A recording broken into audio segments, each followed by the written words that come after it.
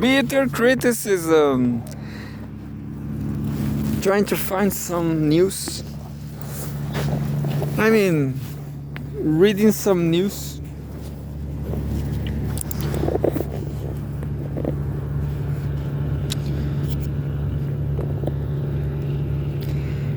From Cgtn right till the end. See the difference.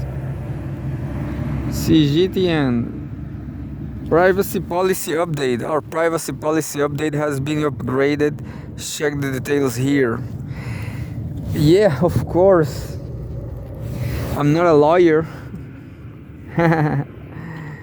I want to give my soul to Xi Jinping. I hope so. I hope someday give my life to Xi Jinping. Well, there's a huge article. This, I will say, cultural, geopolitical articles about Africa. Very important, but I live in South America, so we are in different abyss. Different abyss. I'm going to read the headline. Politics. China-Africa ties at 70. Path to a shared dream of modernization. Cool, but this is exactly what happened in Russia today. Russians, they're always trying to make good friends with Africa and India and stuff. But it's hard for Russians because despite the size of territory, they don't even exist, understand? They have to rely heavily on weapons to maintain. But this is fascinating because rockets, let's be honest, so exciting, isn't it? So when you see rockets, I want to just see everything about rockets now. Well, next I'm going to watch some rockets video. I guess Russia is winning there. Definitely, Russia is the bigger powerhouse in the world. Iran maybe is 100% Russia. Anyway, so here we go. China-Africa ties. I'm not going to read that because I guess it's interesting to know everything. But yeah, let's read to see if this is really interesting for me, a Chilean motherfucker. A Chilean creepy, a Chilean creepy with New Balance sneakers.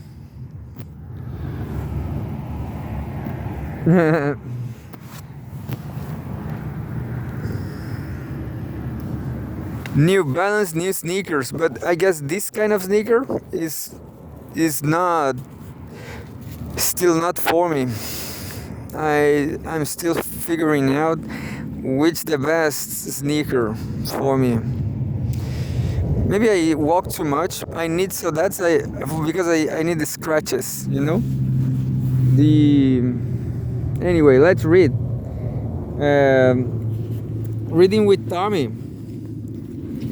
And we have a photograph. Tommy, ven aquí. Tommy never will be free again. Tommy wants to kill a dog. Have a neighbor dog. Tommy!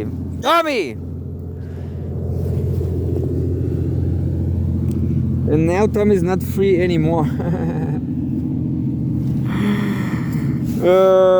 I have to go to the. There's actually a wasteland, like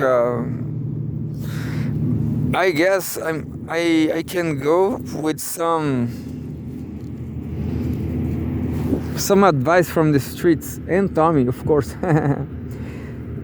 I try to find the best thing for Tommy, you know, and for my knee also.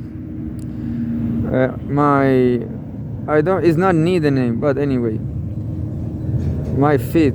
African participants performing during the 2026 Africa Day Cultural Festival in Beijing, China. On May, you know, yeah. The thing is, all those kinds of cultural, maybe they are necessary, but reality is not about that anymore. Like, I guess most important thing for Western world and everybody kids world, play video games, for example. So there's these Chinese kids play video games in shopping centers. Well, I guess you have to make a World Cup. Why not make a World Cup of this? Maybe that exists already, but anyway, I have to have to learn about the kids. The text says, as Chinese President Xi Jinping and Egyptian President Abdel Fattah al-Sisi exchanged congratulatory messages on Saturday to mark the 70th anniversary of China-Egypt ties. 70, yeah, so important, isn't it? China and Egypt. I mean, about history. The occasion also highlighted a broader milestone: 7 decades of China-Africa relations. She noted that over the past 70 years, China-Egypt relations have become a model of amity, solidarity, and cooperation among developing countries, as well as a benchmark for cooperation between China and Arab states and between China and Africa. Egypt, interesting. Yeah. Remember that paragraph was interesting. Today, China-Africa relations have evolved from a friendship forged in shared struggles into a dynamic partnership dedicated to development, modernization, and the rise of the global South.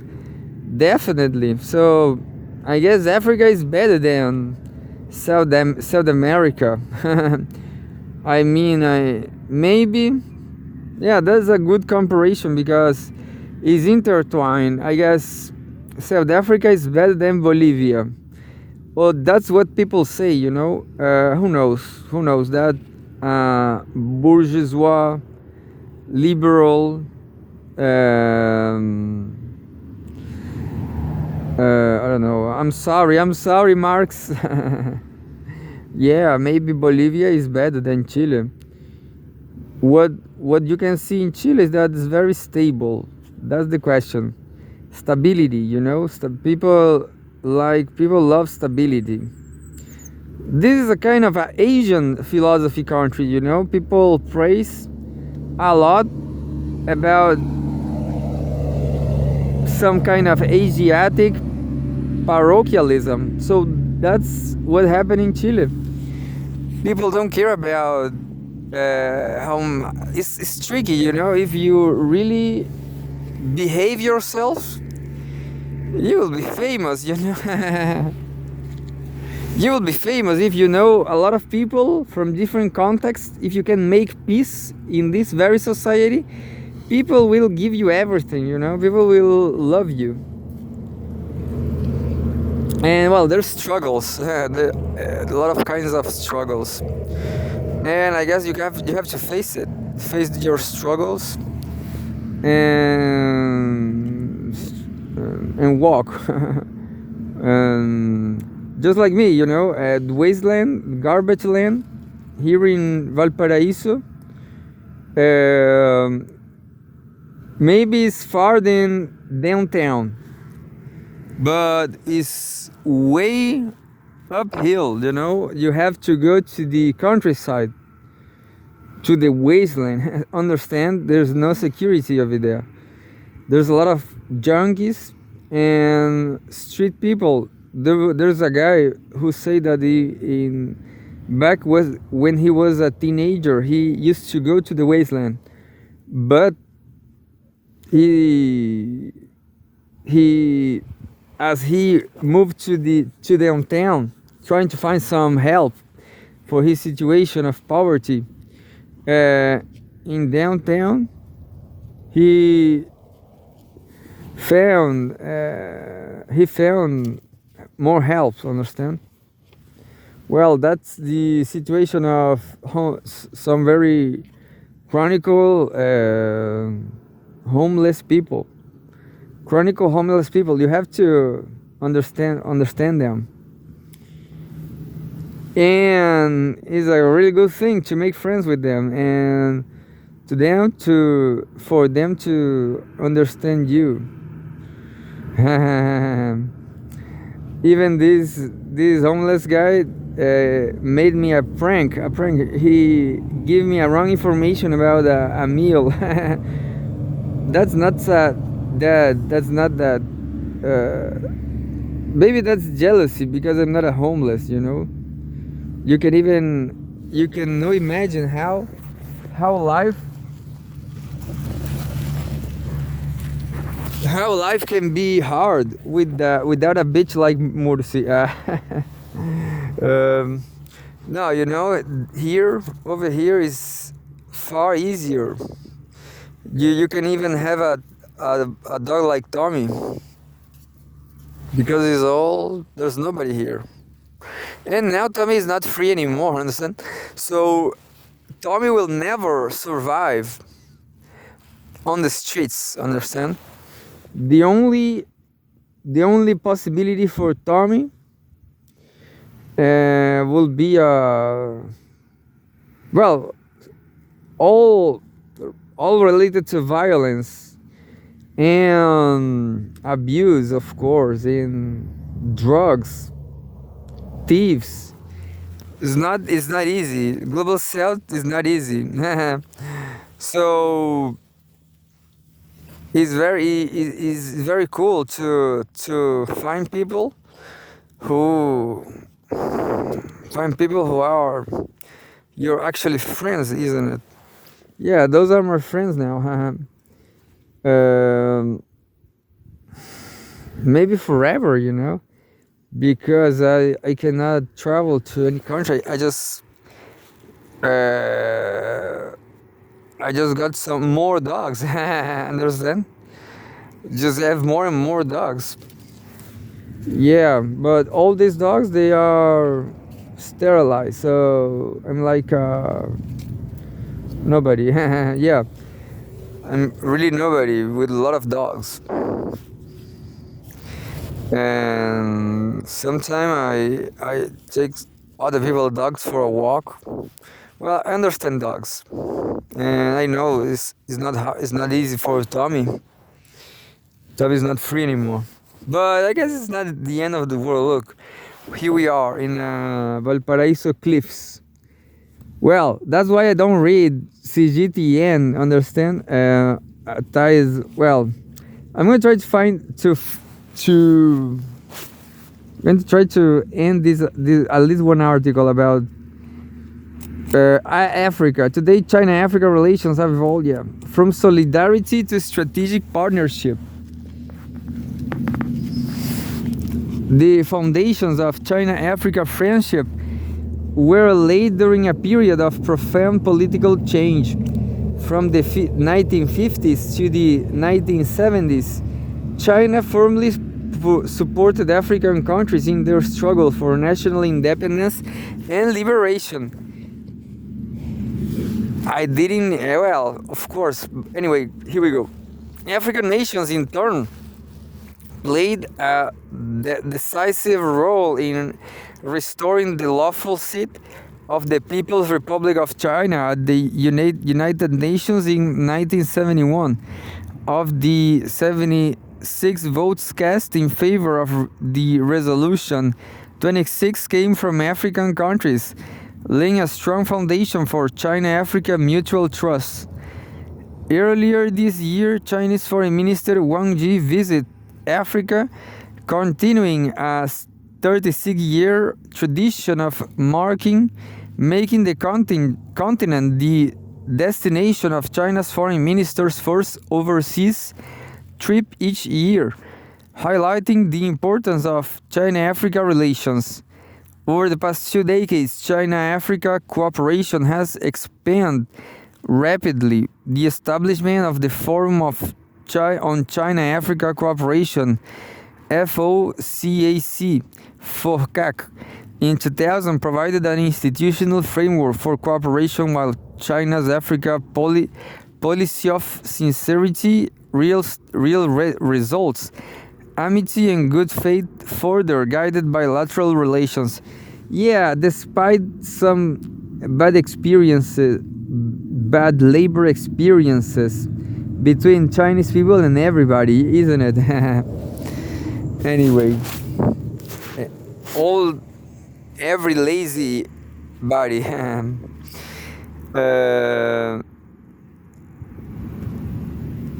In 2015, the two sides elevated their ties to a comprehensive strategic cooperative partnership and launched the quote-unquote 10 cooperation plans, setting a strong foundation for rapid modernization across the African continent. At the 2024 FOCAC Summit, China and Africa further upgraded their relationship to an all-weather community with a shared future for the new era. That's cool. China also expanded duty-free access from 33 African countries to all 53 African countries with diplomatic ties by 2025, becoming the first major economy to grant unilateral zero-tariff treatment across all product categories to every African country with which it had diplomatic relations. Humphrey Moshi, a prominent Tanzanian economist, described China-Africa cooperation as a significant example of global self-solidarity. He said such solidarity helps transform developing countries from quote-unquote passive participants into quote-unquote active shapers of international rules. That's Chinese imperialism. No, definitely some participant, isn't it? How China is not could not be important for the world. Advancing modernization through practical cooperation. While political trust forms the foundation of China-Africa relations, economic cooperation has become both stabilizer and growth engine of the partnership. According to data released by China's General Administration of Customs, China-Africa trade reached a record 348 billion in 2025, up 70.7% from the previous year, with China remaining Africa's largest trading partner for the 17th consecutive year. The momentum has continued into 2026. In the first quarter alone, China's trade with the African countries totaled 646.56 billion yuan, which is $92.2 billion, a year-on-year increase of 23.7%. So looks cool, isn't it? I guess China has the resources to defend himself in a war case forever, you know? China already won Africa. At the same time, the Belt and Road Initiative has reshaped connectivity across the continent by upgrading the railway system with projects such as a Tazara Railway at the Mombasa-Nairobi Standard Gauge Railway, which are flagship projects that set examples for high-quality Belt and Road cooperation between China and Africa.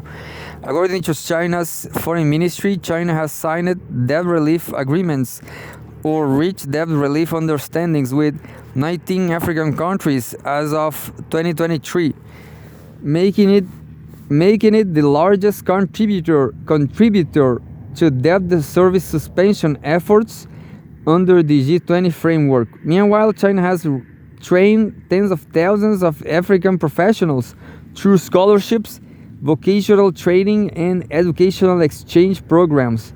As of June 2025, China has established 17 Luban workshops across 15 African countries, while the China-Africa University Cooperation Plan a higher education initiative pairing Chinese universities with African institutions, has connected 114 higher education institutions. Paul Frimpong, Executive Director and Senior Research Fellow of the Africa-China Center for Policy and Advisory, China said China's contribution to Africa's development is increasingly visible. Quote unquote, China's sharing of knowledge, skills, and experience in sectors such as manufacturing and green energy is having a profound impact on Africa's journey toward modernization and self-reliance, he added. That's true. Africa is teaching China how to survive, understand? I'm going to read everything. Look. It says, politics. China, Canada vow stronger ties and support for multilateralism. I don't know. And there's a second one, a third one, politics. Trump delays, quote unquote, final determination on Iran deal as Tehran pushes back key US claims. Whoa, 4 minutes reading politics. US President Donald Trump during a cabinet meeting in the cabinet room of the White House in Washington. Bad faces, isn't it? US President Donald Trump has yet to make a quote-unquote final determination on a potential agreement with Iran, while Tehran has pushed back against several elements of the deal outlined by the US leader, highlighting continuing divisions between the two sides. In a social media post on Friday, Trump set out what he described as conditions for an agreement with Iran, saying Tehran must commit to never obtaining a nuclear weapon. He also called for the immediate reopening of the Strait of Hormuz to unrestricted shipping, the removal of any naval mines in the waterway, and the destruction of Iran's enriched uranium stockpiles under U.S., Iranian, and International Atomic Energy Agency coordination. Trump further said no financial compensation or investment-related arrangements will proceed, quote-unquote, until further notice, and announced he will meet with his national security team at the White House to make a, quote-unquote, final determination. However, he anticipated the decision did not materialize. Later on Friday, a senior U.S. official speaking on condition of anonymity said Trump's roughly 2-hour meeting with advisors ended without a final decision on the proposed agreement. At the same time, Washington continued to increase pressure in the Strait of Hormuz. The U.S. Central Command warned on Friday that it will conduct military operations near the strategic waterway and could target vessels involved in laying or supporting naval mines.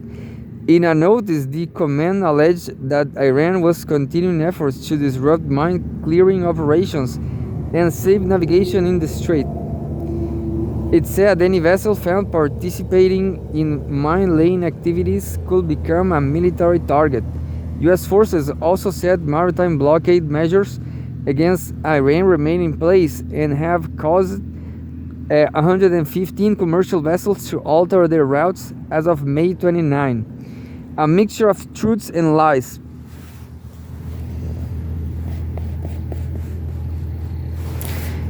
Iran, however, disputed key elements of Trump's accounts. Iran's semi-official Fars news agency, I cannot find a Iranian channel. Anyway, Iran's semi-official Fars news agency, citing informed sources, described Trump's remarks as quote-unquote a mixture of truths and lies. The agency said a draft agreement is currently in the final agreement stages of Iran's internal review process and that no final decision has yet been made. According to the report, neither Trump's demand that the Strait of Hormuz remain open without tolls nor any requirements to eliminate Iran's nuclear materials appears in the draft text. Fars added that one of the most important provisions omitted from Trump's description is Iran's demand for the release of $12 billion in frozen Iranian assets. Under the draft agreement, Tehran will not enter any subsequent phase of negotiations until those funds are unfrozen. Another key clause reportedly calls for a comprehensive ceasefire in Lebanon. Iranian Foreign Ministry spokesman Ismail Baghaei also emphasized that no agreement has been finalized. In an interview with state broadcaster IRIB on Friday, he said message exchanges between Tehran and Washington were continuing and stressed that Iran's immediate focus remains, quote-unquote, ending the war. Quote, we have no talks on details on the issue pertaining on Iran's uranium enrichment or enriched uranium at this stage, unquote, he said. Iranian officials also reiterated Tehran's position on the Strait of Hormuz. Ebrahim Rasaei, spokesman for the Iranian Parliament's National Security and Foreign Policy Committee, said on social media that Iran's control over the strait is an internationally recognized fact. He argued that vessels can transit the waterway after obtaining authorization, paying relevant fees, and receiving guidance from the Iranian Navy. Baghaei likewise stressed the responsibilities of Iran and Oman as coastal states overseeing the strategic passage, saying Iran and Oman, as two responsible countries, must adopt appropriate mechanisms to safeguard their interests and security while ensuring the safety of international shipping. The latest exchanges follow reports on Thursday that that U.S. and Iranian negotiators had agreed on a memorandum of understanding aimed at extending the ceasefire and launching talks on Iran's nuclear program. However, the memorandum had not received Trump's final approval, and Iran had not formally accepted. Analysts say the repeated back and forth over the proposed memorandum reflects less a communication breakdown than a strategy of deliberate ambiguity by both sides. Washington seeks to project flexibility and portray Tehran as the party delaying progress, while Iran aims to demonstrate that it is not negotiating under pressure and that key issues remain open for discussion. Observers expect this strategic maneuvering to continue until any final agreement is reached. So I had no idea about this from a lot of time, and there's another two I am not going to read. Thousands rally in Tokyo against Takaishi moves under no war banner. What? China's trade organization says EU's Cybersecurity Act revision unfair. Anyway, a different day, a classical one. Do you remember? I used to make 47 minutes videos, reading in all.